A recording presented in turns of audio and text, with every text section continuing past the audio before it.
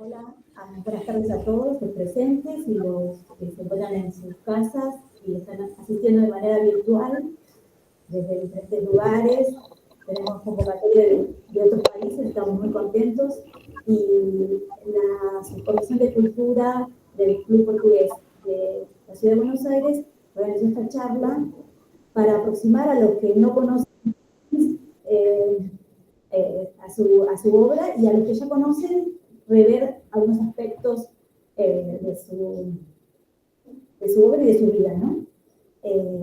Estamos muy contentos porque fue una decisión de homenajear los 500 años del nacimiento de Camões, y sabemos que es el escritor más emblemático de la literatura de lengua portuguesa, que tiene una presencia y una vigencia increíble, y que además de tener el valor literario, tiene un valor para la cultura portuguesa muy importante, porque se eligió el día de su muerte como el día de Portugal.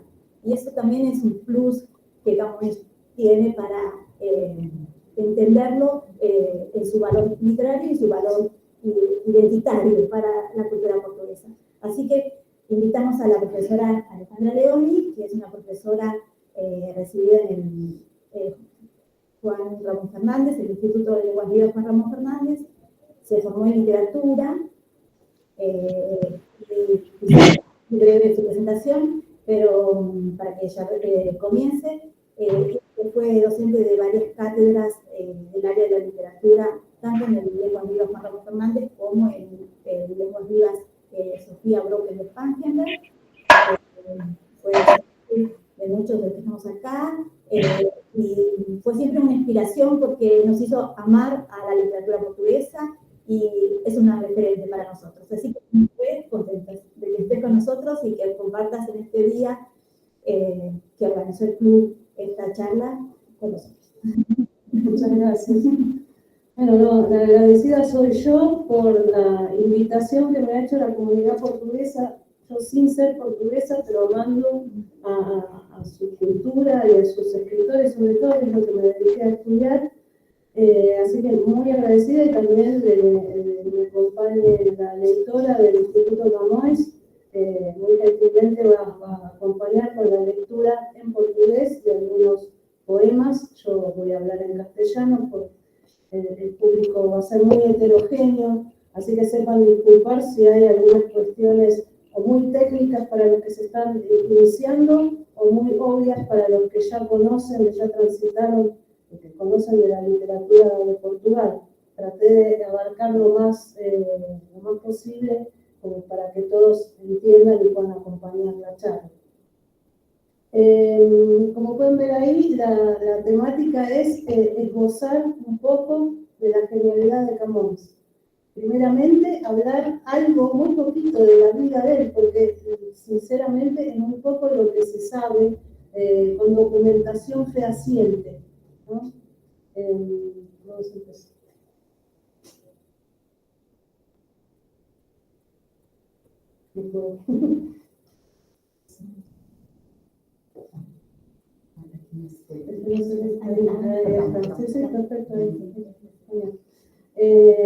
Sobre la vida de Camões, entonces, incluso la fecha de nacimiento está en duda. Nosotros empezamos a festejar este año, por suerte, pero hay como les coloqué el signito de interrogación, 1524, 1525. Lo que sí sabemos es que es un típico hombre del Renacimiento, pleno siglo XVI. Y toda esta escasez de fuentes fue lo que permitió crear un mito en torno de la figura de Camões. Un mito que tiene su lado positivo, o digamos, aquellos que destacan su espíritu aventurero, su espíritu de curiosidad por las nuevas disciplinas científicas de la época. Pero a partir del romanticismo también se cargaron las tintas sobre su lado más triste, ¿no? Su vida que terminó en la pobreza, varias veces estuvo preso, que tuvo que irse de Lisboa. Ahí tenemos algunas de las fuentes fidedignas, ¿no? una carta de perdón del rey Don Juan III en 1553, lo eximía de la prisión, pero la recomendación fue dejar Lisboa. Entonces, gracias a esa recomendación, hacer el viaje hasta Oriente, que le permitió vivir en carne propia mucho del recorrido que había hecho Vasco da Gama, que después lo va a aplicar en su famoso poema épico Lusíada, del que después vamos a hablar. También hay registro de su regreso a Lisboa, después de todo aquel viaje, miren la cantidad de años, desde 1553 hasta 1569. Fue una experiencia riquísima, mucho tiempo en Oriente, yendo y viniendo, sufrió un naufragio, aparentemente casi pierde su obra, Los Lusíadas, ¿no?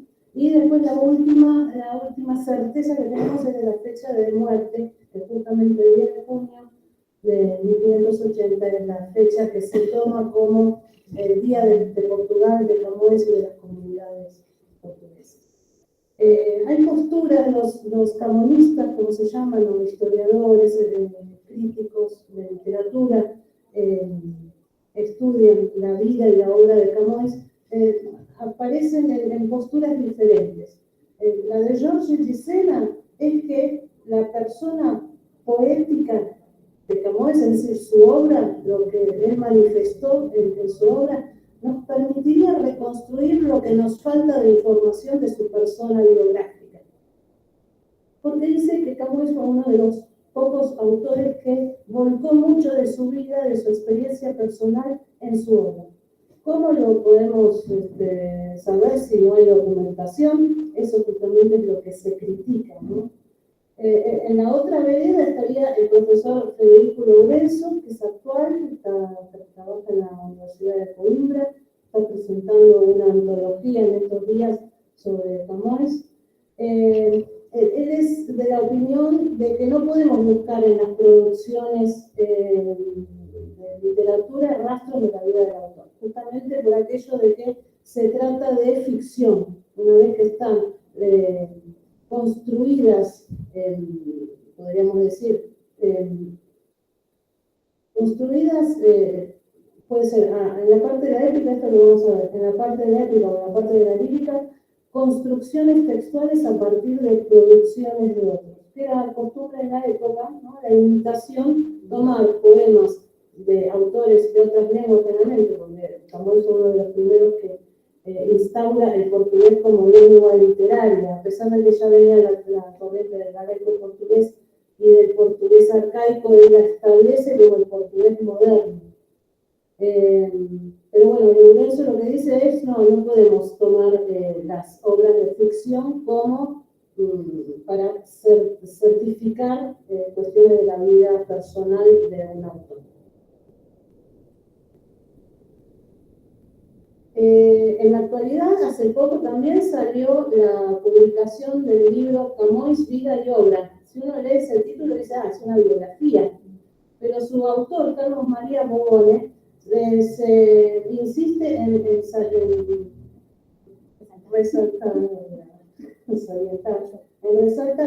que escribir una biografía sobre Camões es inútil e ilegítimo, justamente por la falta de fuentes como para testimoniar lo que se está diciendo.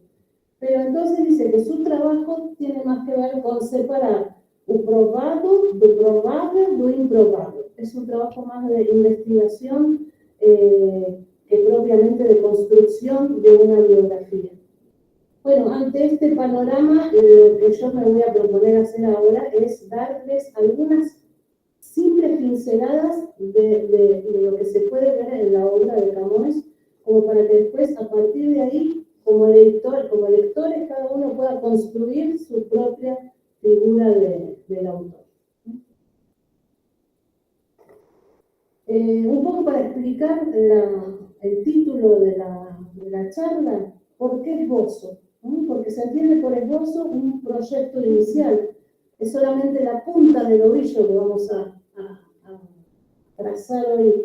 Es algo esquemático, es algo preliminar que no se agota obviamente en esta charla. Es un punto de partida para que después ustedes puedan construir por el lado que más les guste. Si les gusta más la lírica, si les gusta más la biografía, si leen o no en portugués, si están aprendiendo portugués o ya saben portugués pero no saben la parte de literatura específicamente, ¿no? Entonces eso como un andamiaje primero para que a partir de ahí cada lector pueda construir lo que sigue. Vean que es algo que no ha alcanzado su forma ni su estructura definitiva.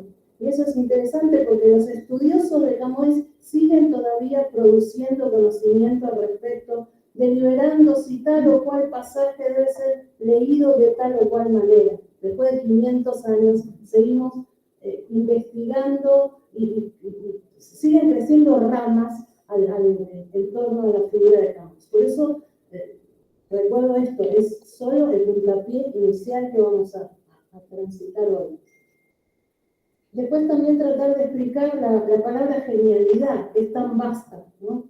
Entendida como talento, entendida como inteligencia, a nivel más racional, a nivel más de la inspiración, en sí como una capacidad para crear cosas nuevas. También a lo largo de la charla voy a insistir sobre el tema de cómo Camões recupera la tradición, pero a su vez le aporta algo de novedoso, es un vanguardista, si se quiere, de su época, ¿no? Innova en muchos sentidos. La singularidad, ¿no? Va atada a esto, es uno en un millón, ¿no? Lo que lo convierte en genio. Por otro lado, también ligado a que hace, lo que hace de forma impecable, perfecta. Ahí vamos a transitar uno de los niveles de descripción, es la forma de los poemas, tanto de los sonetos, que va a ser la forma de la lírica que les voy a presentar, como de algunos fragmentos de sus días, ¿no? Bueno, entonces está ligado a la brillantez y a la notoriedad, que bueno, es lo que lo ha convertido en el padre de la lengua portuguesa. Yo no puedo escuchar. Mostrarles en qué planos vamos a estar trabajando, la forma, lo que les decía antes, cómo están estructurados los poemas, de las estrofas, que son las agrupaciones de versos, de cuántos versos, la métrica, ¿no? La cantidad de sílabas que se cuentan en cada verso, si son rígidas, si son fijas, formas fijas, si son formas variables, el tipo de rima que tienen. Eso tal vez sea una parte más técnica, pero se las voy a tratar de mostrar con ejemplos. Isabel lo va a leer, así que lo van a poder escuchar y escuchar el ritmo y la musicalidad de la lengua portuguesa que consigue Camões. Por otro lado está el tema de los contenidos, los temas que aborda, tanto en su lírica como en su épica.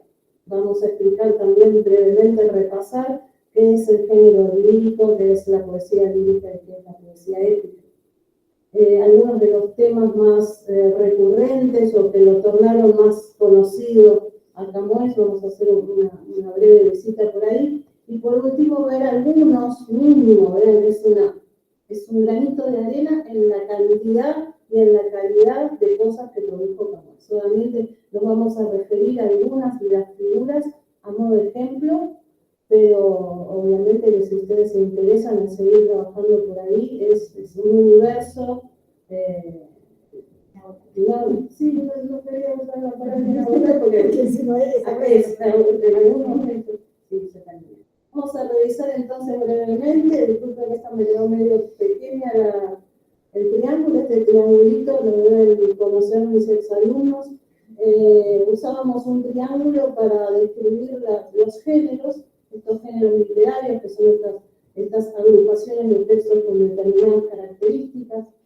En verde está el nombre antiguo, el nombre de la época de Aristóteles y todavía en la época de Camões. Para hacer literatura tenías que escribir el verso, no había prosa literaria. Entonces, se dividía en poesía lírica, lo que hoy sería poesía, es la única que sigue siendo el verso. La poesía épica es lo que hoy es la narrativa, porque en esa época era una narrativa, un relato, pero escrito en verso, con rima, con métrica. Y la poesía dramática es lo que hoy sería el teatro, que se han escuchado algunos de los... algunos de los autores de teatro de esta época habrán notado que se expresan los personajes hablan con rima y con una métrica determinada. Esto como para recordar los géneros en general. De Camões vamos a abordar la lírica, no toda la lírica. Ya van a ver que de todo lo que compuso Camões solamente vamos a poner de ejemplos 2 sonetos. Pero para recordar la poesía lírica como género, ¿no? Es una forma poética que expresa sobre todo el sentimiento y las reflexiones de un yo, ¿no? Volviendo a ese triangulito, si tenemos que indicar una persona gramatical, una persona que pesa en cada una de estas manifestaciones, a la poesía lírica está asociado el yo, ¿no? Es una expresión de un yo que se manifiesta en sus sentimientos, en sus reflexiones, en su experiencia. Vean que a partir del siglo XVI, que es el siglo de Camões justamente, se asocia más la poesía lírica a una expresión subjetiva, ¿sí? Y a sentimientos privados, que después también Camões va a marcar la diferencia entre lo que sería la poesía lírica como género y la poesía épica. ¿Sí? Porque la poesía épica tiene otro tono, tiene otros temas, tiene otra envergadura, ¿no? Por eso le piden inspiración a las musas, porque es un trabajo mucho más difícil, o por lo menos mucho más elevado, lo consideran, que escribir poemas de la lírica. La épica, como les decía que íbamos a explicar un poquito, es una narración en verso, pero son composiciones mucho más largas. Acá ustedes tienen los ejemplares, algunos de los ejemplares de Ushuaia, de distintas ediciones. Pueden ver que todo ese conjunto es lo que compone la obra, no es un poema aislado, es toda una narrativa. Después vamos a trabajar en detalle la estructura, pero vean que está asociado a un eco. ¿Listo? Está asociado a un relato, a narrar los hechos, las hazañas de héroes de una nación, y va junto con la idea de glorificación, ¿no? Se exalta para glorificar y, en consecuencia, utiliza un lenguaje, se aleja del lenguaje cotidiano, tiene que tener otro tipo de lenguaje. El estilo es grandilocuente y el tono elevado.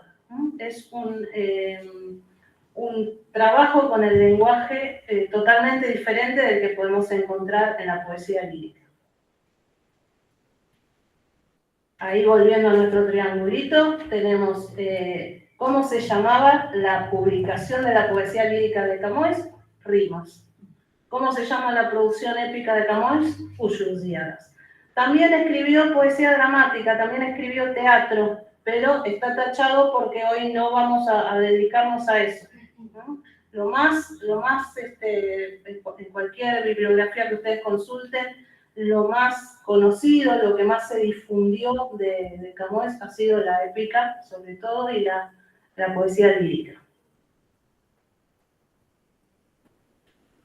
La lírica de Camões específicamente, vean que es un universo muy vasto, tiene sus producciones ligadas a la tradición, digamos, entre las cuales las formas más trabajadas fueron vidancetes, cantigas, esparsas, endellas, trovas, todas formas de la lírica que siguen la manera de composición de la tradición.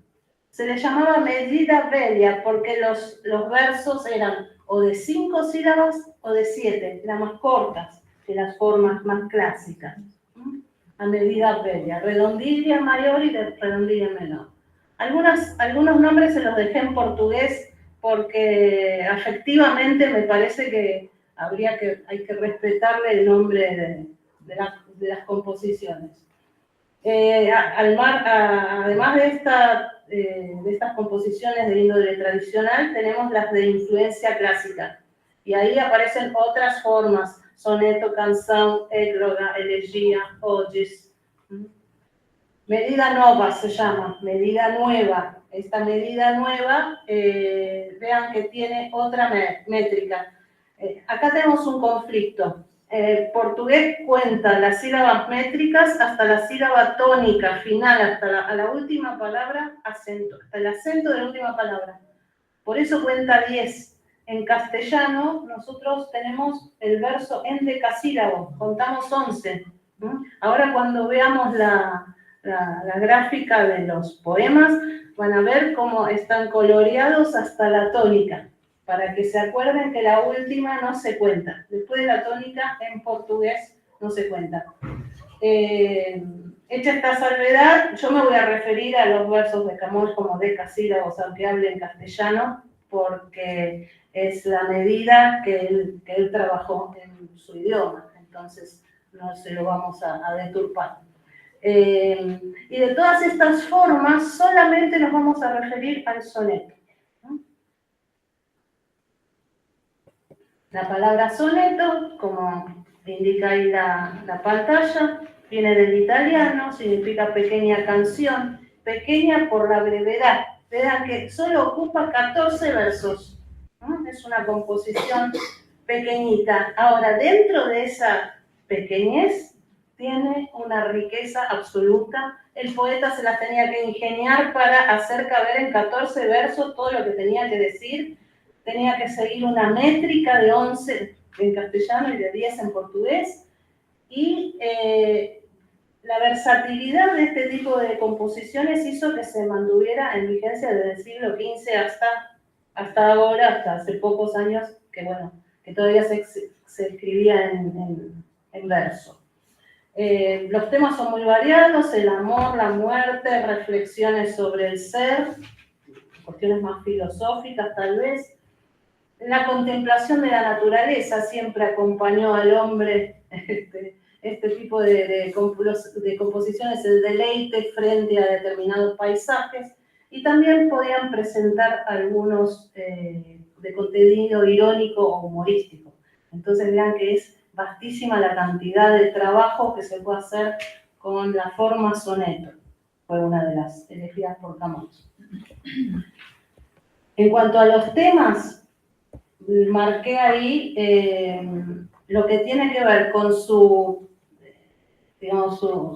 historia de la tradición, su respeto de la tradición, su lado más renacentista, si se quiere, la mujer idealizada, y ese amor neoplatónico estaría más ligado a la parte del Renacimiento.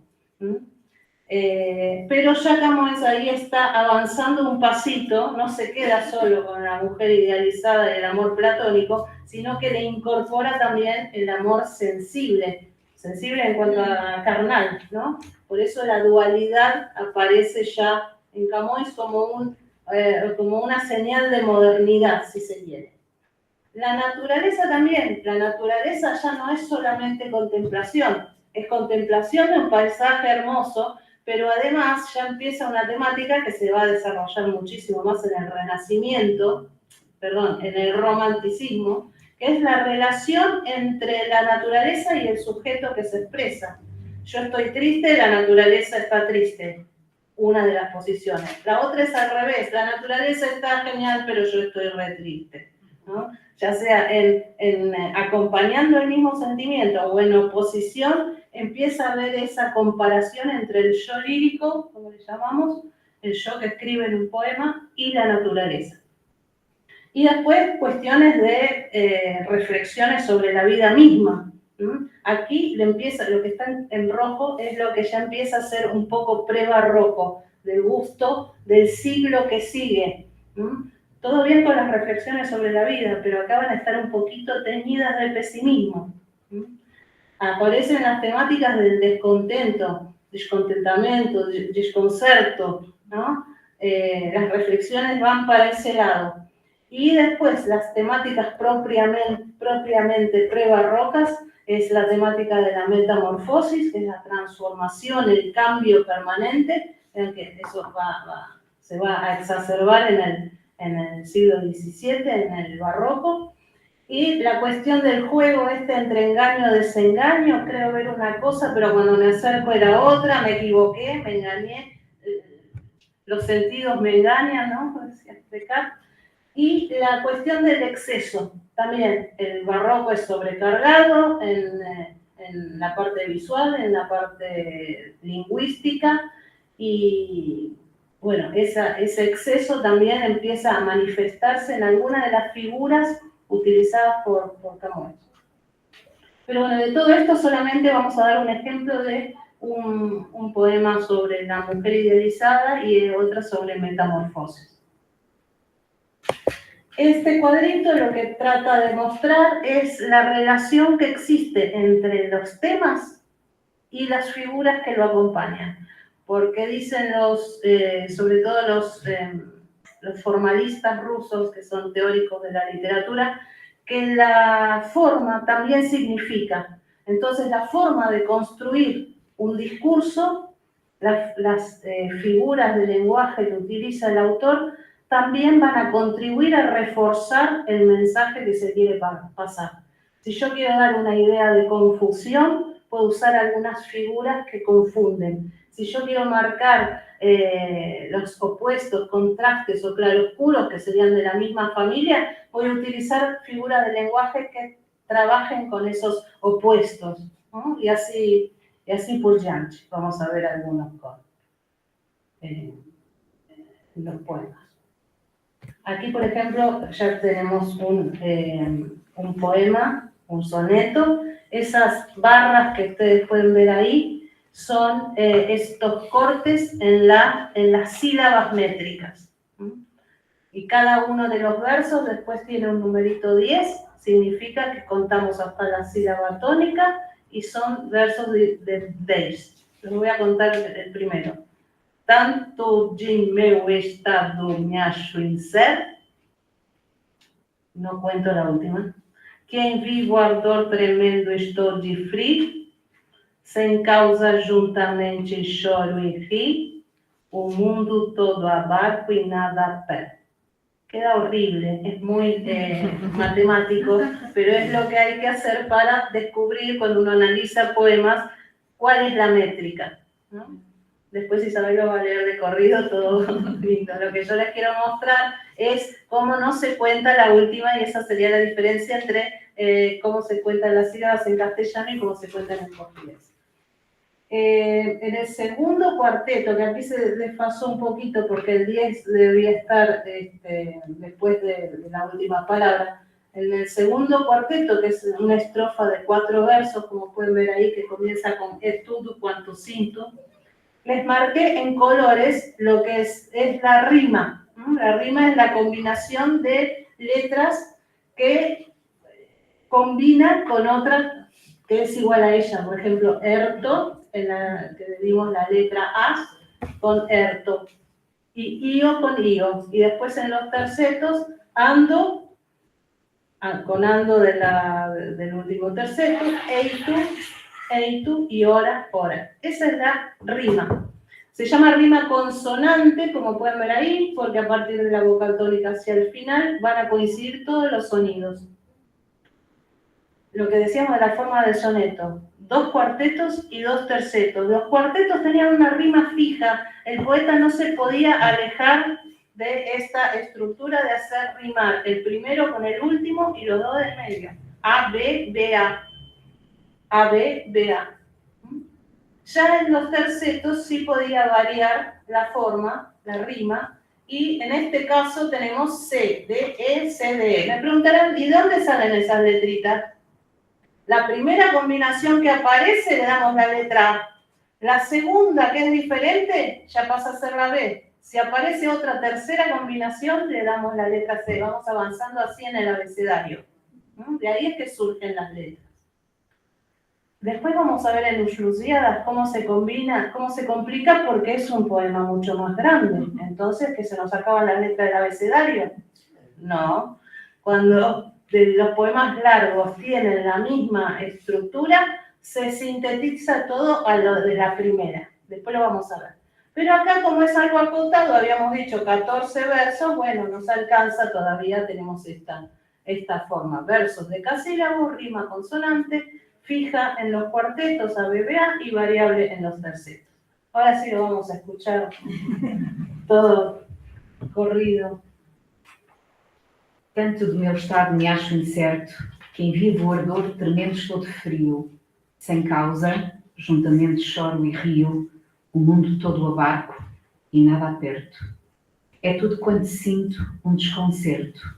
Da alma um fogo me sai, da vista um rio, agora espero, agora desconfio, agora desvario, agora acerto. Estando em terra, chego ao céu voando, numa hora acho 1000 anos, e é de jeito que em 1000 anos não posso achar uma hora. Se me pergunta alguém por que assim ando, respondo que não sei, porém suspeito, que só porque vos vi, minha senhora.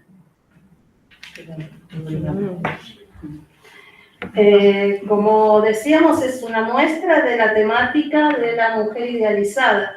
Y como es una poesía lírica, hay mucha presencia de la primera persona. Si ustedes se fijan, todas las tres primeras estrofas, aparecen mucho los pronombres personales de primera, meu, mi, ayo, ¿no? La terminación de los verbos de primera persona, yo, ¿no? Yo me encuentro así en este estado de ardor y temblando de frío en pleno ardor, lo que hablábamos antes de las antítesis, ¿no? Está en un estado de total confusión, estando en terra llego ao seu voar. Numa hora, esta figura es hermosa, numa hora acho 1000 anos, e é de jeito que em 1000 anos não posso achar uma hora. O se llama quiasmo, esto, ¿no? Que tiene 1000 anos, una hora, 1000 anos. La misma estructura está cruzada. Eso tiene que ver con la duplicación de los espejos barrocos, que en la reflexión lo ves al revés.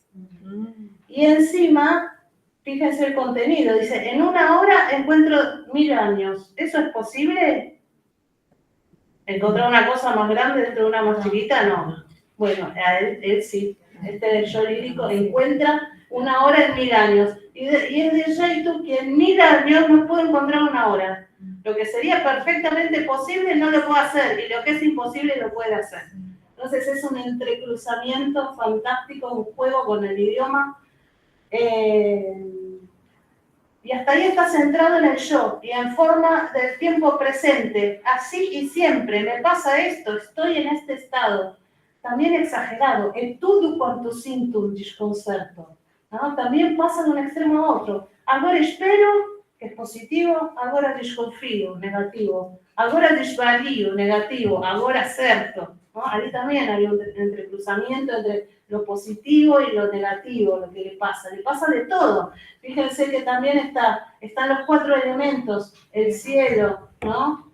Llego ao seu voando, estando en terra, llego ao seu voando. Después también está el ardor del fuego y el lloro como un río, ¿no? Lloro y río, el primero está como, la palabra río ahí está usada, como el río de agua y como río de reírme, lloro y río al mismo tiempo, ¿no?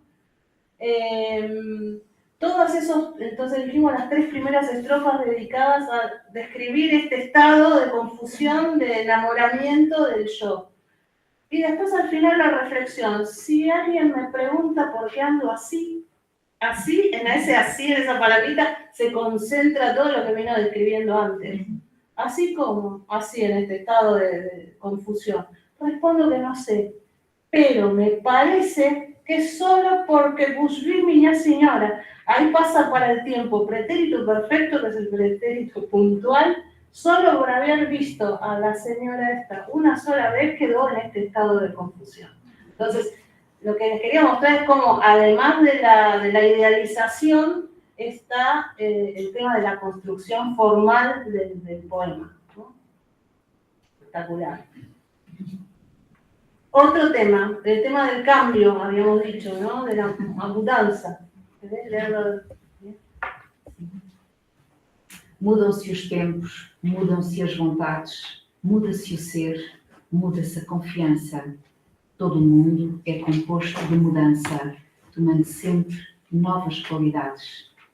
Continuamente vemos novidades, diferentes em tudo da esperança, do mal ficam as mágoas na lembrança, e do bem, se algum houve, as saudades.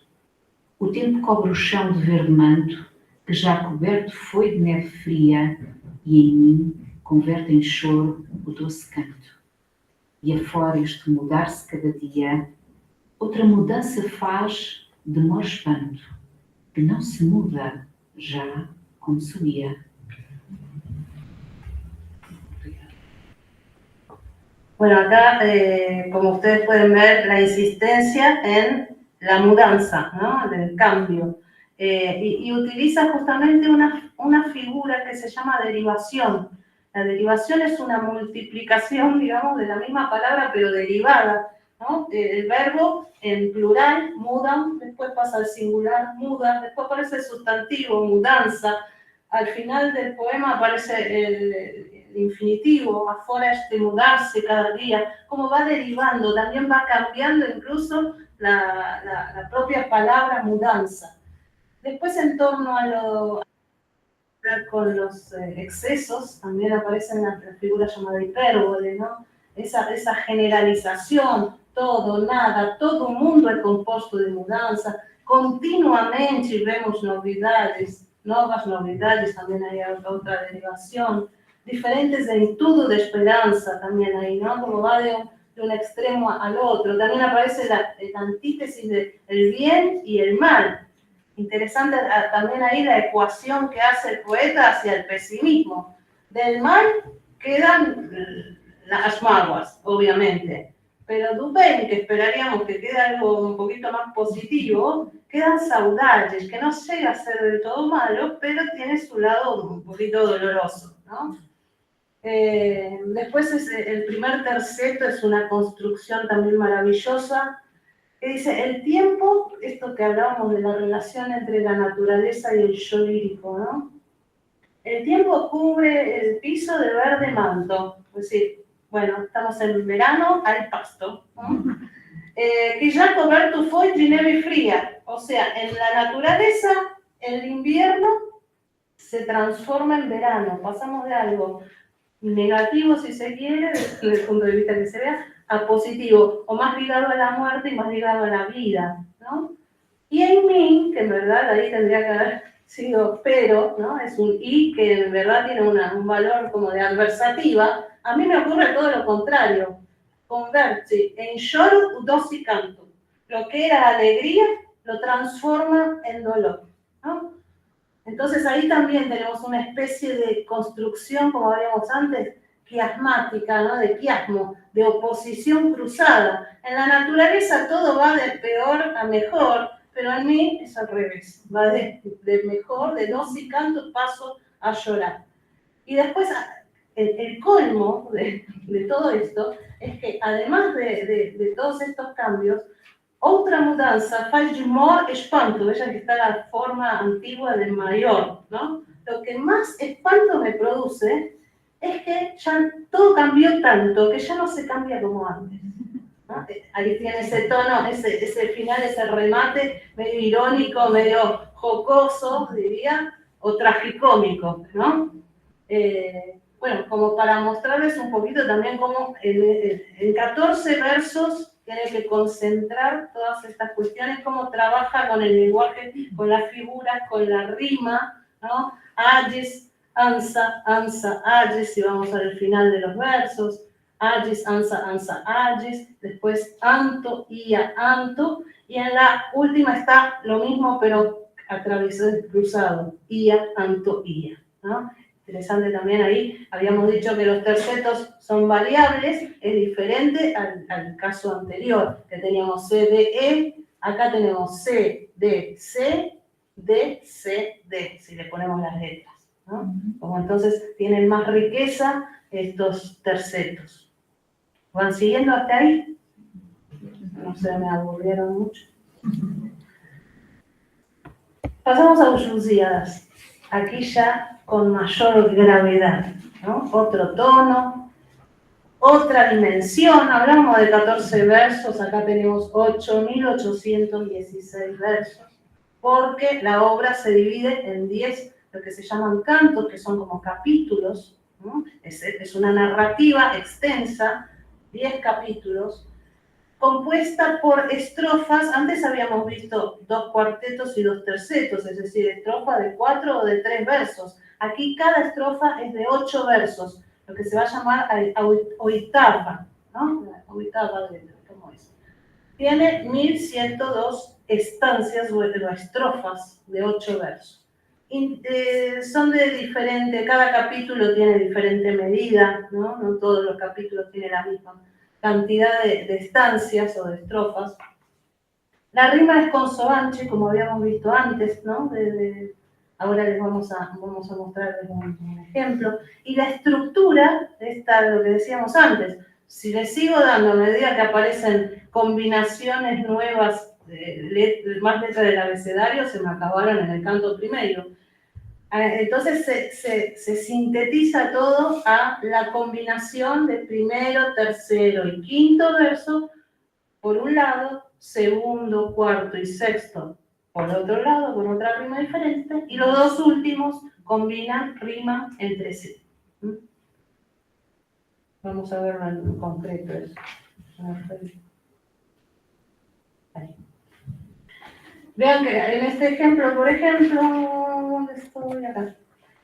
Es extraído del canto cuarto, es decir, del capítulo cuarto. Uflusiadas, después vamos a ir específicamente sobre la temática, pero se los adelanto para entender un poquito mejor. Una de las líneas de lectura es el viaje que hace Vasco da Gama para descubrir el camino marítimo hacia la India, ¿no? Pero hay otros planos de lectura que tienen que ver con la historia de Portugal, con la participación de seres de la mitología clásica. En este caso, bueno, primero lo leemos y después lo comento.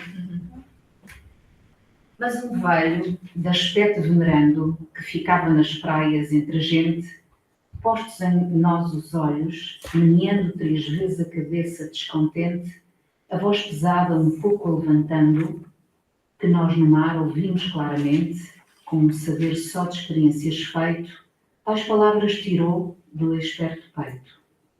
Ó glória de mandar, ó vã cobiça desta vaidade a quem chamamos fama, ó fraudulento gosto que se atiça com aura popular que honra se chama, castigo tamanho e que justiça fazes no peito vão que muito te ama, que mortes, que perigos, que tormentas, que crueldades neles experimentas. Bien, este fragmento entonces, llamado el episodio de Velho do Rastelo, justamente pusimos solamente el comienzo. Vean que la persona que narra ahí, en primera persona, plural, nós no mar ouvimos claramente. ¿Quién será? Es Vasco da Gama con sus compañeros, ya están embarcados, ya están esperando para salir, cuando escuchan un viejo que empieza a protestar, ¿no? A declamar, a sacar estas palabras de su pecho y a criticar de alguna manera la política de la expansión marítima o la hipocresía de llamar a una cosa de una manera cuando en realidad es otra. Porque dice, esta vaidade que llamamos fama, le decimos fama, pero en realidad es vanidad, ¿no? El fraudulento gosto que se atiza con aura popular, que es honra se llama. Le llamamos honor, pero ¿hasta qué punto no es un fraudulento gosto, ¿no? Entonces permanentemente está contraponiendo lo que se dice de lo que realmente se considera que es. Por eso se lo toma como un lugar donde Camões introduce parte de la crítica, todo el resto es elogio, pero en algunos lugares vamos a encontrar alguna crítica a la expansión marítima. Acá también les marqué la rima, A, B, A, B, A, B, C, C, ando, enchi, ando, enchi, ando, enchi, eitu, eitu. En la que sigue también la marqué, pero ya vemos que la combinación es diferente. Es Isa, ama, Isa, ama, Isa, ama, entas, entas, pero siempre va a tener la misma configuración. Por eso lo sintetizamos a decir que la estructura rítmica de todo el poema va a ser A, B, A, B, A, B, C, C. Ya ahí tenemos la primera enorme dificultad de hacer una narración con esta forma, con esta métrica. Cuando uno lee poesía, como hizo Isabel, cuando hay un cabalgamento, tiene que continuar leyendo abajo, no se corta cuando llegamos al final del verso. Esta cuestión de la métrica es a los efectos de hacer un análisis para saber de cuántas sílabas métricas se compone cada verso, ¿no? Pero después en la lectura, en la realidad, es como escucharon una cosa más fluida, ¿no? Entonces, hasta acá un ejemplito de cómo funciona el nivel de métrica y de métrica y de rima el comienzo del discurso del Bello du Reste.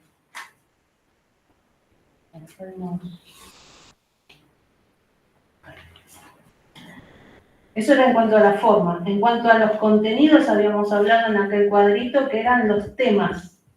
Les anticipé que cuando a uno le preguntan ¿y de qué trata Uslucíadas? Y narra el viaje debajo de la Gama para llegar hasta la India. Bueno, esa es solo una milésima parte. Es el plano,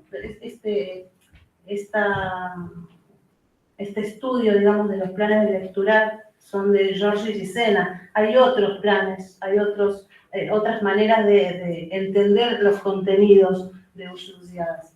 Pero bueno, voy a acompañar el del viaje debajo de la Gama. A eso se suman referencias a la historia de Portugal, eso tomado de los poemas épicos en los que supuestamente se inspira, Camões no podría decir que se inspira, pero bueno, sigue los modelos de la tradición greco-romana, por los cuales cuando el héroe llegaba a un nuevo lugar era recibido por el rey o por el monarca, por lo que fuera la autoridad de ese lugar, y decía, ay, muy bien, ¿usted de dónde viene?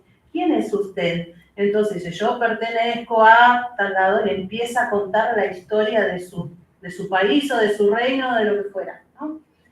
Entonces ahí es donde aparecen referencias a la historia de Portugal, desde el primer rey, de Alfonso de Enríquez, hasta Don Sebastián, que es el que está gobernando en ese momento.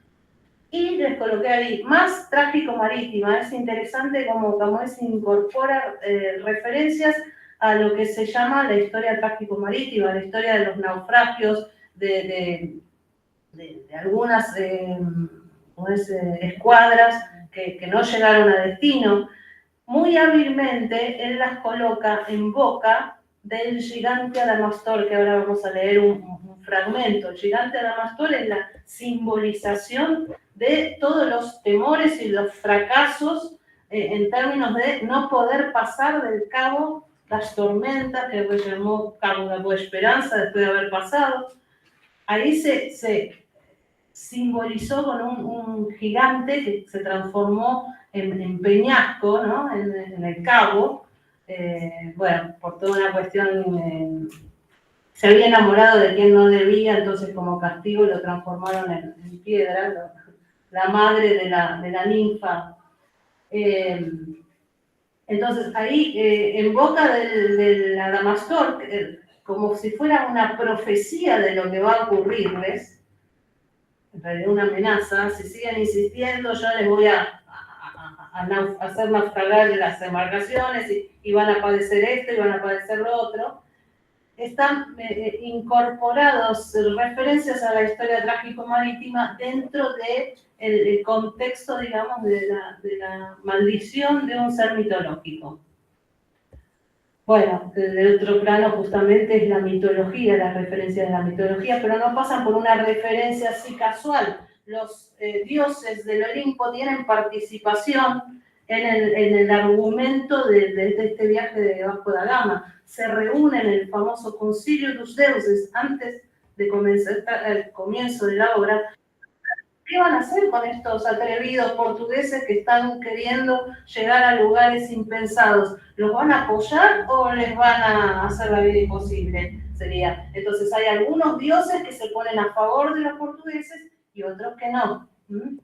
Y bueno, además de esos dioses principales, digamos, aparecen también otras deidades menores, muchas relacionadas con el mar y con la guerra, justamente, que son los puntos más fuertes. Entonces vean cómo se va complejizando, no es solamente el viaje de Vasco da Gama. Hasta acá, estos 3 puntitos son los que están dentro de la ficción, ¿no? Toda la narrativa ficcional que nos cuenta Camões.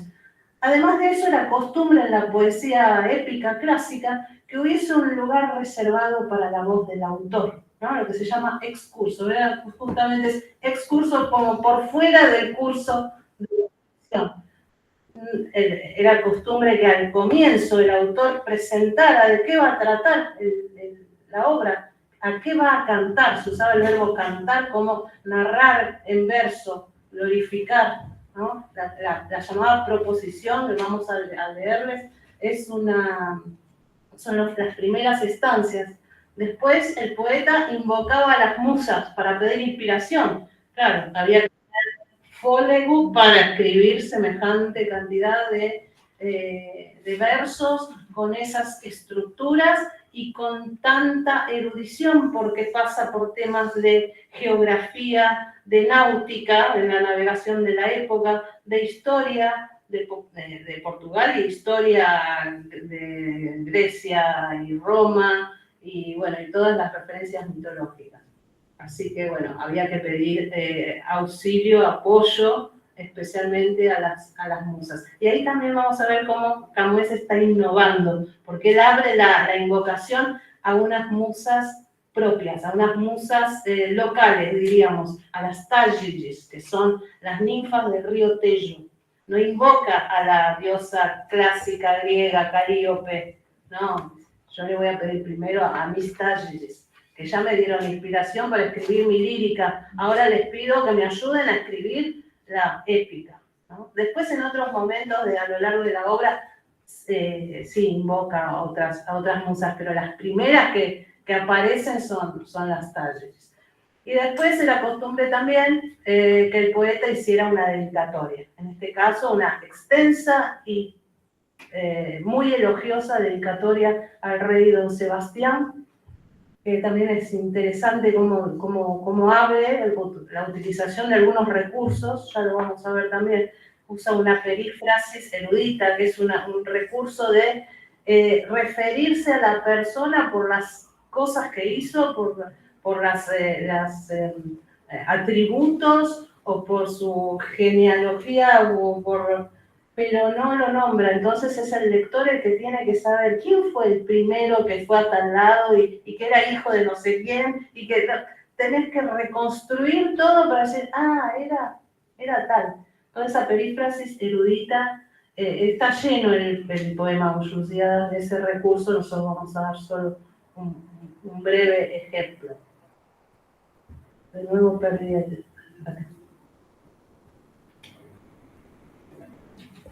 Canto quinto. Porém, já 5 sóis eram passados, que dali nos partíramos, cortando, os mares nunca doutrem navegados, prosperamente os ventos assoprando, quando uma noite, estando descuidados, na cortadora proa vigiando, uma nuvem que os ares escurece, sobre nossas cabeças aparece. Tão temerosa vinha e carregada, que pôs nos corações um grande medo. Bramindo, o negro mar de longe brada, como se desse em vão nalgum rochedo.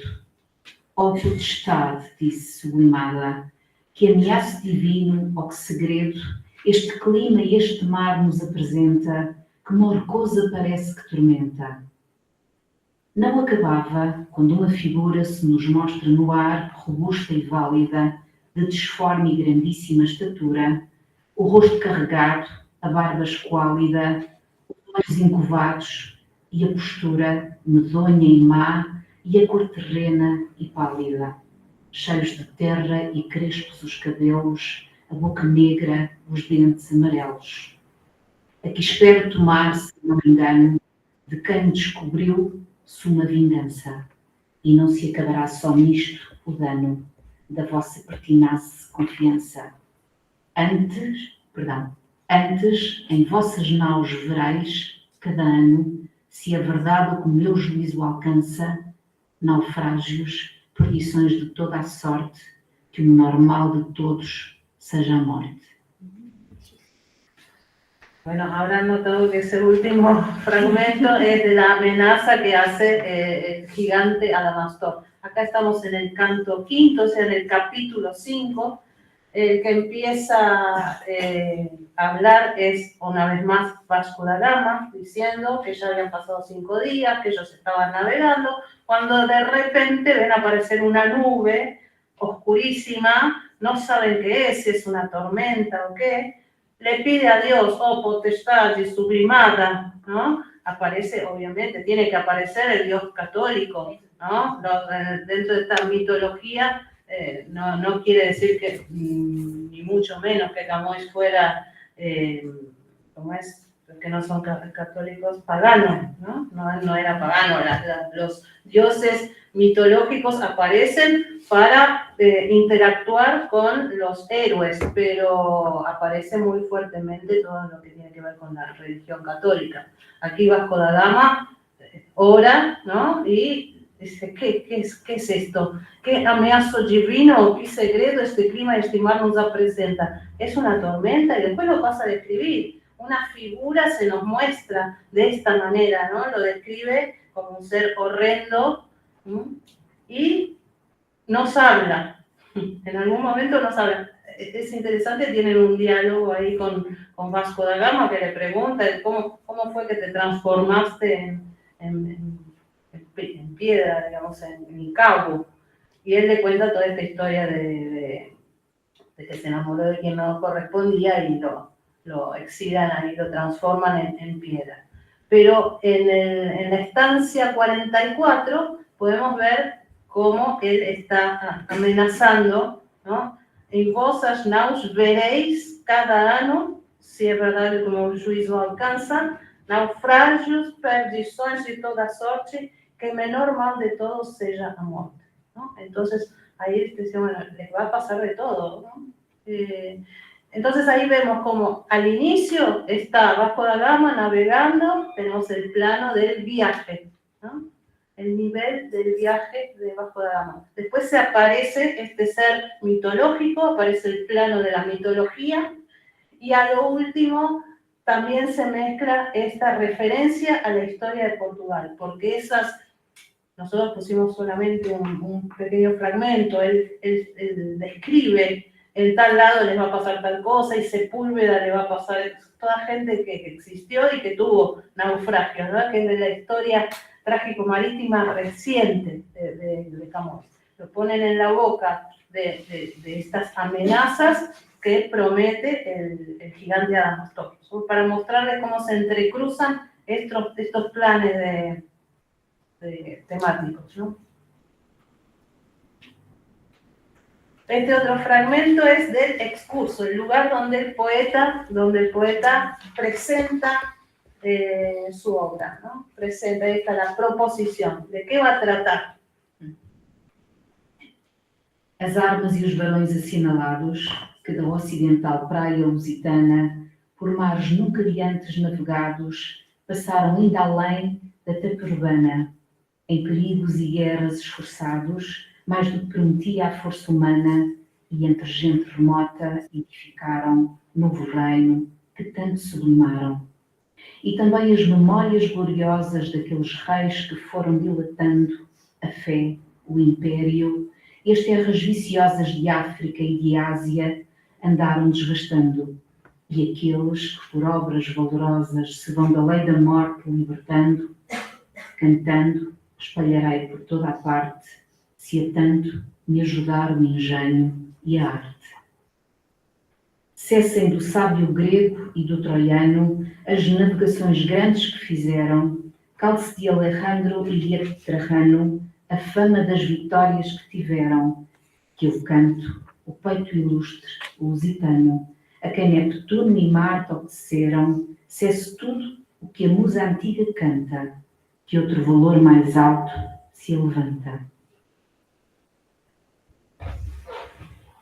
Bueno, acá como ustedes pueden ver, canto primero, estancia 1, es el comienzo de la obra, uno de los fragmentos más conocidos.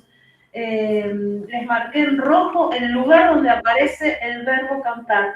¿Qué voy a cantar? ¿Qué voy a narrar? ¿De qué trata mi obra? Vean que como comienza con todo una serie de... un objeto directo, no quería usar la palabra técnica, pero todo lo que viene antes de lo que voy a cantar, ¿no? Es el objeto. Voy a cantar qué cosa, esa qué cosa está al principio y le ocupa un montón de versos, ¿no? Son las armas y los héroes que, y ahí se abre una enorme subordinada, describiendo los lugares por donde pasaron, y también las memorias gloriosas de aquellos reyes que fueron dilatando la fe y el imperio y no sé qué y no sé cómo. Todo eso, después viene el verbo específico, cantando espalharé por toda parte, si a tanto me ayudar o ingenio y arte, ¿no? Y después en la última estancia de la proposición, es interesante también cómo se despega de alguna manera de los clásicos. Dejen de hablar ya de Ulises y de Eneas, ¿no? Que son Usabio griego y troyano, ¿no? Los héroes de las epopeyas clásicas. Cesen, ¿no? No hablen más de ellos, de las navegaciones grandes que hicieron. Cállese de Alejandro Magno y de Trajano la fama de las victorias que tuvieron. Que un canto peito ilustre y lusitano. Vengo a traer algo mejor, más grande que las epopeyas anteriores. A que Neptuno y Marte obedecerán, coloca al mismo nivel de Neptuno, dios de los mares, y de Marte, dios de la guerra, ¿no? Cese todo que a musa antigua canta, Calíope, la que les había nombrado, la musa de la poesía épica griega. Cese todo que a musa antigua canta, que otro valor más alto se levanta. Entonces es interesante acá también dentro de lo clásico y lo moderno, o lo universal y lo regional, nacional. Ahí Camões está poniendo o al mismo nivel o por encima la epopeya que le está escribiendo. Después en algún otro lugar también dice, habla sobre las otras epopeyas, dice que son inventadas, justamente aquello que hablábamos de la ficción, son inventadas, estas que yo narro son verdaderas, ¿no? Que tienen que ver con la historia real de las navegaciones. Muy, muy interesante también este giro que hace de no respetar, digamos, al pie de la letra las características propias de la poesía épica. La invocación a las musas, às Tágides. E vós, Tágides minhas, pois criado tendes em mim novo engenho ardente, se sempre em verso humilde celebrado foi de mim vosso rio alegremente, dai-me agora som alto e sublimado, estilo grandíloco e corrente, porque de vossas águas febo ordene, que não tenho inveja às de Hipocrene. Dai-me uma fúria grande e sonorosa, e não de agresta vena ou frauta ruda, mas de tuba canora e belicosa, que o peito acende e a cor ao gesto muda. Dá-me igual canto aos feitos da famosa gente vossa, que a Marte tanto ajuda, que se espalhe e se cante no universo, se tão sublime preço cabe em verso. Como les había anticipado, aquí se dirige a las Tágides, ¿no? A las ninfas locales, a las ninfas del río Tello. Y vean cómo le dice, yo ya escribí poesía lírica, ¿no? Un verso humilde, a Grecia vena y a frauta ruda se está refiriendo a la lírica. Yo ya compuse algunas obras de la lírica, ahora necesito... Dai-me agora un son alto y sublimado. Hablamos de la diferencia de tonos, ¿no? La diferencia de estilos, además de la extensión. Le pide un son alto, sublimado, de tuba, canora y belicosa. Cambia la flauta bucólica, ruda, ¿no?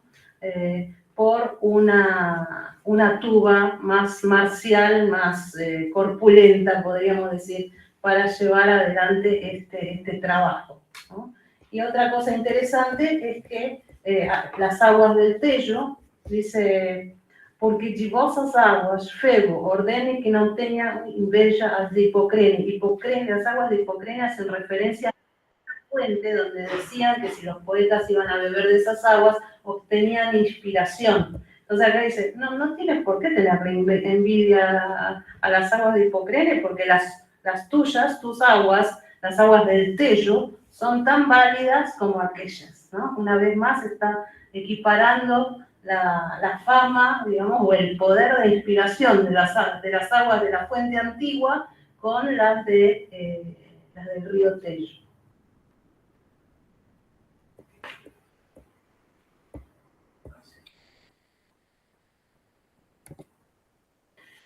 En cuanto a los recursos, en cuanto a los recursos estilísticos que les decía que íbamos a dar solamente dos pequeños ejemplos, la estancia 6 y 7 que vamos a leer es parte de la dedicatoria al rey don Sebastián.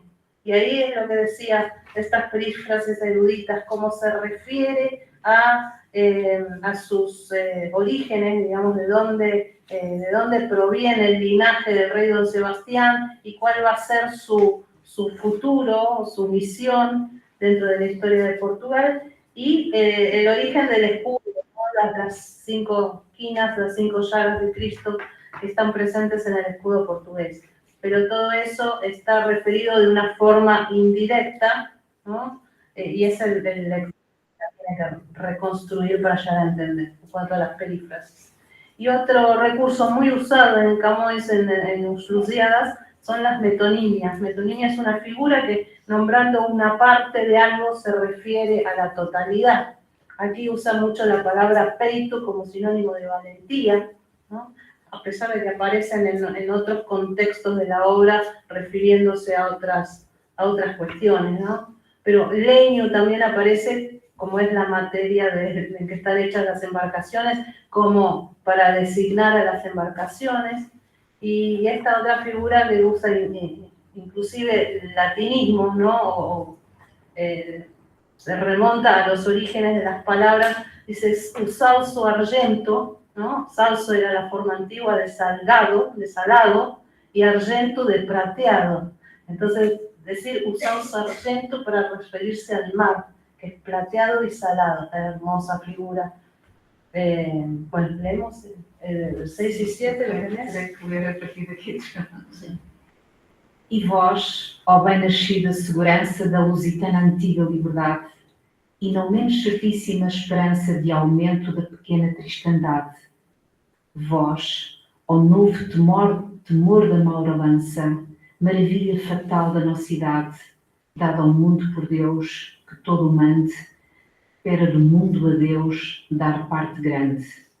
Vós, tenro e novo ramo florescente de uma árvore, de Cristo mais amada que nenhuma nascida no Ocidente, cesárea ou cristianíssima chamada, vede o nome vosso escudo, que presente vos amostra a vitória já passada, na qual vos deu por armas e deixou as que ele para si na cruz tomou. Sí, solo una pequeña muestra de lo que después se va a estar multiplicando a lo largo de la obra, ¿no? Como hace referencia a cuestiones que si uno no las conoce, no le dice nada. Por eso que es de difícil lectura.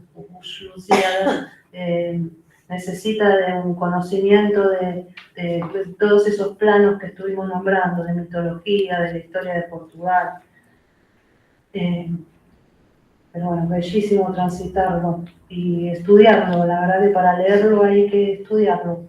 No es una cosa que uno lo pueda llevar para leer con una lectura por encima. Bueno, y a modo de cierre les había, como para resumir un poquito lo que estuvimos diciendo, ¿no? Cómo se conjuga en Camões lo clásico y lo moderno, como respeta por un lado las formas de composición de los modelos greco-romanos, pero como ya empieza a innovar en el tema de Uyuziada vimos las talleres, la inclusión de lo nacional, eso está cruzado con lo último, ¿no? De lo universal y lo nacional, lo pagano con lo cristiano, cómo conviven. El elogio y la crítica, toda esta dedicatoria al rey don Sebastián, que es un tono muy elogioso, en contrapunto con la crítica en boca del Pello Durrestelo, el respeto por la tradición y alguna ruptura por ahí. Y en la lírica vimos también como en una forma que sería más del Renacimiento, pero ya empieza a incorporar algunos temas barrocos, por lo que lo estarían acercando de la modernidad. Todo esto lo que nos demuestra es que de la destreza poética, como puse ahí, la maleabilidad de Camões para componer cosas al gusto renacentista y ya anticiparse a la nueva estética que se va a solidificar en el siglo siguiente. Y por otro lado, el trabajo con la lengua, ¿no? En el siglo XVI, la Uyuziada se está marcando el paso entre el portugués arcaico y el portugués moderno.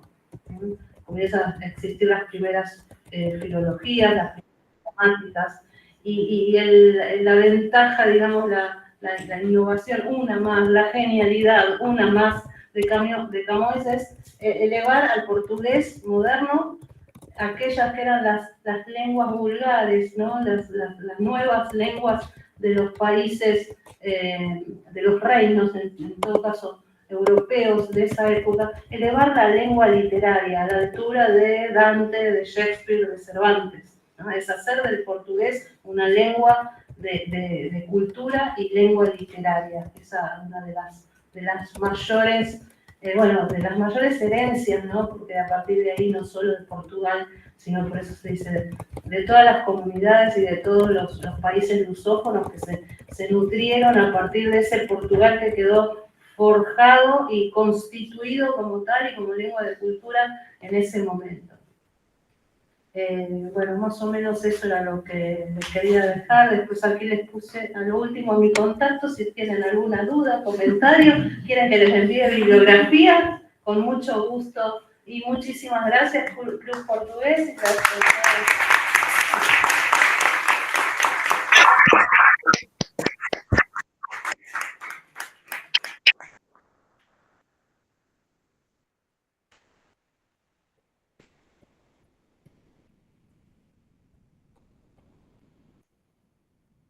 Vamos a, no sé si querés abrir alguna posibilidad, alguna pregunta o algo antes del cierre. Los que quieran preguntar algo, comentar algo, sí. Yo quería saber, Camões, ¿qué formación académica tenía? ¿Cómo llega a escribir semejante obra? Vamos a hacer, esperen el micrófono, así se va escuchando también lo digital y nos escuchamos todos.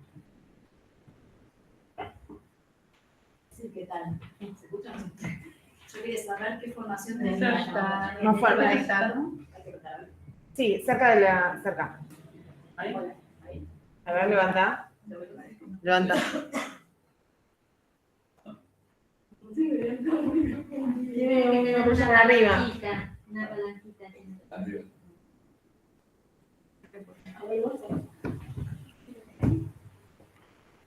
Ahí.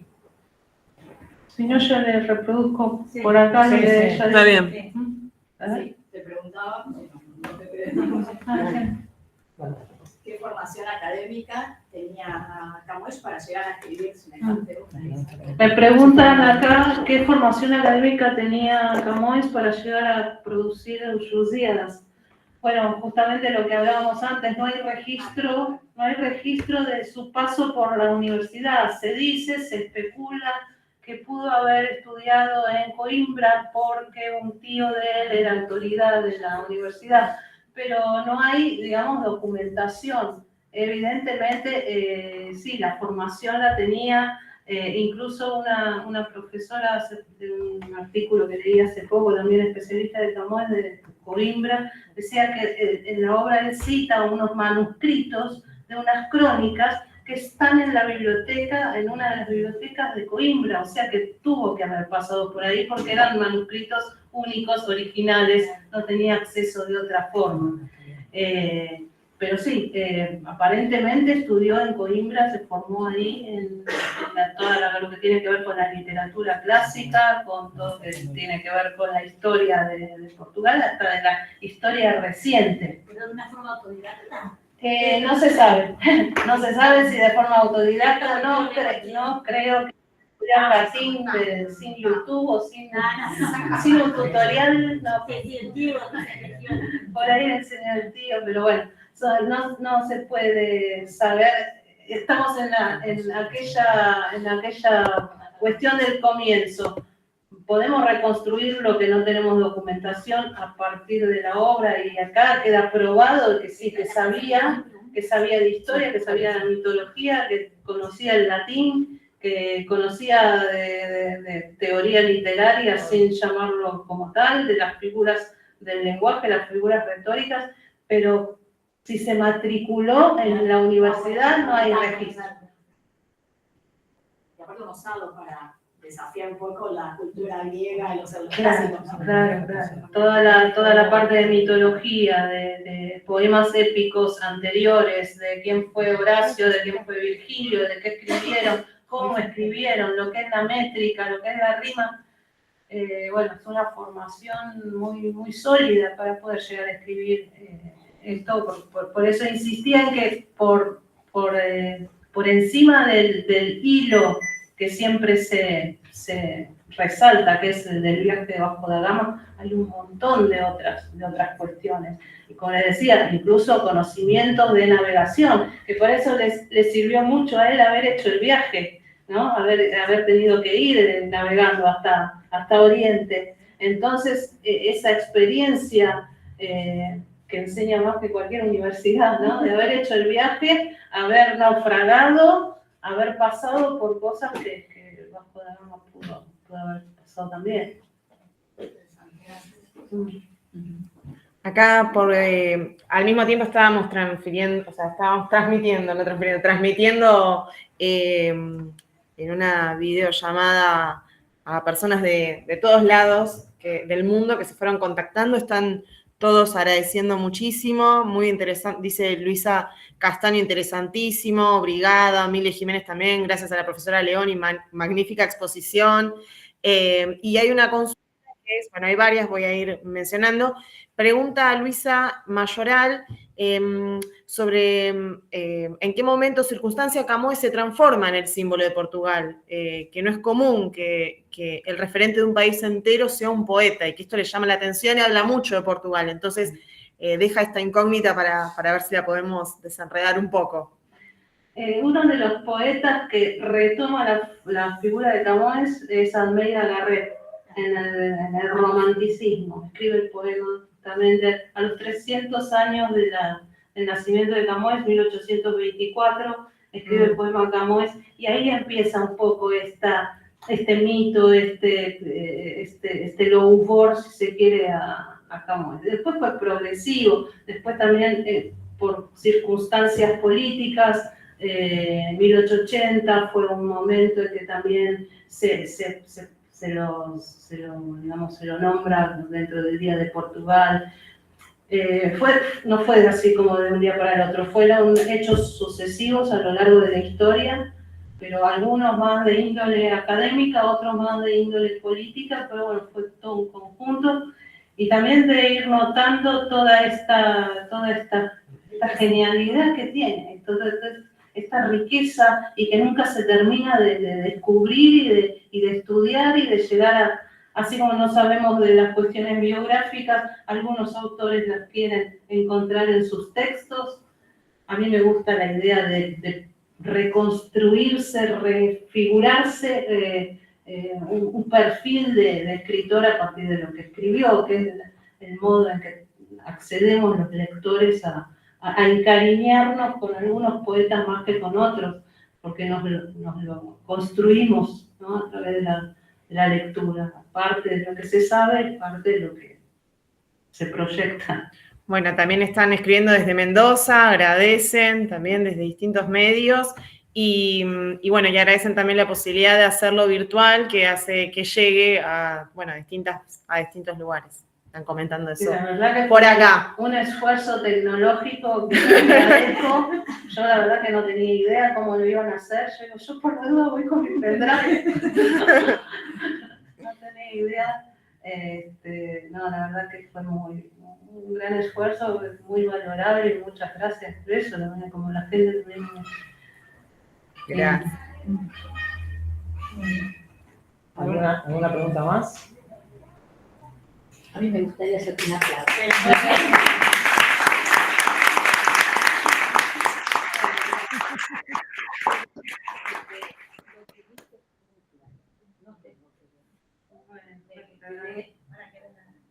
Después queda, como les decía, que sigan investigando por el lado que más les gustó, que más les llamó la atención. Todo. Evidentemente está todo en castellano para aquellos que no conocen el idioma o que lo conocen pero que les parece muy arduo porque ahora también con las herramientas digitales tenemos prácticamente páginas. Una de las ediciones en español. Claro. Escribió en español también. Escribió en español, también por eso es notable que para su epopeya haya elegido el portugués, porque él escribió en los dos idiomas, pero fue una elección, si no, yo voy a elevar el portugués a una lengua literaria y voy a hacer un poema épico con el idioma portugués para demostrar la riqueza que tiene, la sonoridad y todos los recursos los puso a disposición. Eso fue muy valorable. Creo que eso también hizo que se convirtiera en el héroe nacional. Y también lo que decía la persona que escribió desde Mendoza. Habla mucho del pueblo portugués, que tenga su héroe nacional un poeta, ¿no? Es que es un país de poesía, me parece hermoso eso. ¿Alguien quiere hacer una pregunta?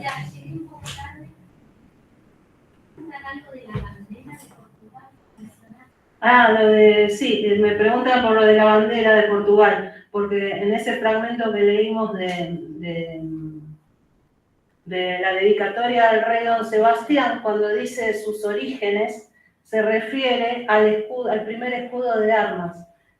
¿Vos te acordás?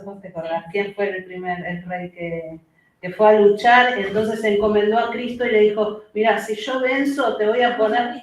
Fue José Enríquez, el primer rey. A Fernanda, el profesora de historia. El primer rey de Portugal entonces fue el que dijo, oró y le dijo a Jesús, mira, si yo venzo esta batalla, voy a poner en mi escudo de armas las referencias a las 5 llagas de Cristo. Y son las quinas, estas 5 quinas son la representación de las llagas de Cristo. Por eso esa era la referencia que aparece como una perífrasis erudita. Si uno no conoce la historia de dónde, a qué se refiere, se la perdió, ¿no? A eso era. Una pregunta. ¿Hay conocimiento de los originales de Portugal donde se conserva algo? Creo que en Torre do Tombo, sí. En la Torre do Tombo, en Lisboa. Y hay un manuscrito, se dice que Don Pedro II, cuando fue derrumbada, desmantelada la monarquía monarquía brasileña, lo único que pidió fue el ejemplar de Lusíadas de Camões, que tenía un autógrafo de Camões. Y después lo llevaron a Portugal. No sé, sí, puede ser que esté en la Torre do Tombo. Posiblemente, pero não tenho total certeza. Agora, é uma boa pergunta, sim. Estão agora publicando inúmeras antologias, inúmeros estudos, biografias, etc. Algunas han sido aquí referidas por Alejandra. Y ayer, por ejemplo, ha sido presentada una antología, quizás de las más importantes ahora, de la parte de Frederico Lourenço, profesor y clasicista de formación clásica, y realmente estamos muy curiosos para posiblemente adquirirlo también para acá. Sí, él en una entrevista decía del criterio de selección, porque también están, no todos los poemas que se atribuyen a Camões son efectivamente escritos por Camões.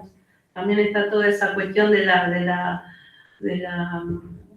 ¿cómo se dice? De la autoría, exactamente, gracias.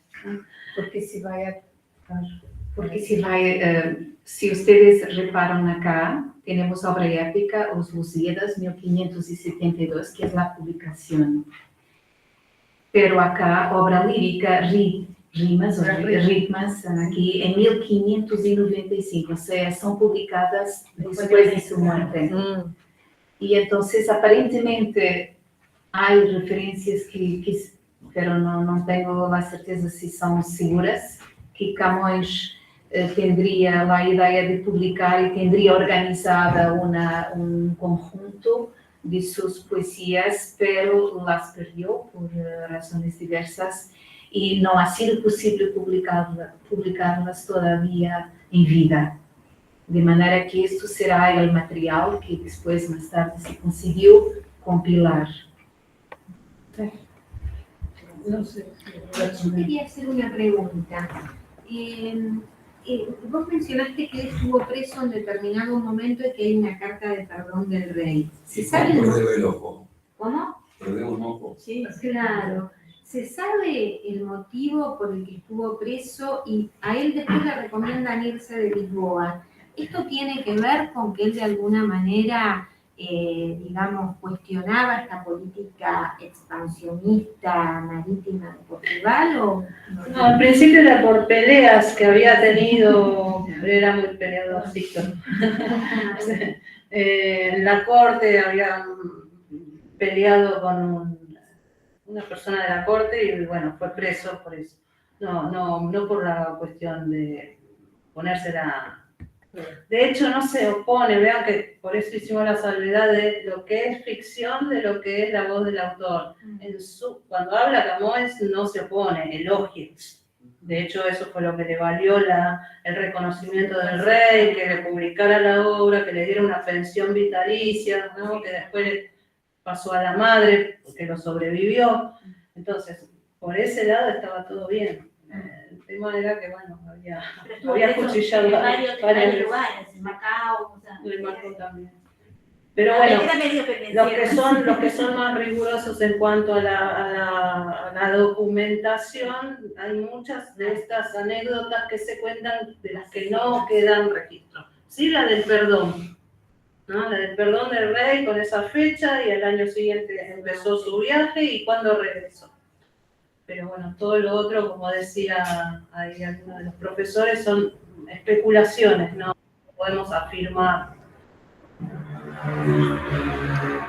Bueno, acá siguen agradeciendo y también dice Eugenia Paola La Montanara, que seguramente dice, gracias a las dos mejores profesoras que tuve en el profesorado, Alejandra León y Fernanda de Sousa Tomé. Sí. Les mandan saludos. Bueno, si no tenemos más preguntas, me queda dar el cierre como presidente de la institución, agradecerle a Alejandra por la presentación. ¿El micrófono? No, creo que se escucha. La verdad que fue muy interesante. Agradecer a Isabel Gaspar, la editora del Instituto Camões, también por la participación y el encanto de escuchar esa voz, ese tono portugués europeo. Bueno, Fernanda de Sousa Tomé también por el vínculo que nos generó con Alejandra. Quiero también mandar un saludo a Celia Pereira Rosa, que es nuestra presidenta de la subcomisión de Cultura, que por un temita de salud no pudo estar presente, pero nos acompañó en la presencia virtual. Agradecer a todos ustedes por acompañarnos en esta charla. La verdad que nos sobrepasó la expectativa, no pensamos que iba a haber tanta gente. Quiero decirles que les ganaron en participación a los virtuales, con lo cual para la próxima vamos a tratar de organizar este encuentro en otro lugar, con un poquito más de espacio, poder estar un poquito más cómodos. Agradecer también a los más de 30 participantes que estuvieron acompañando esta tarde desde la virtualidad. Y bueno, para darle un cierre un poco a esta gran tarde que nos permitió conocer un poquitito más de Camoens. Me gustaría cerrarlo simplemente con pedirles a todos, a los que están en la virtualidad y los que estamos acá presentes, darles ese cierre con un fuerte aplauso.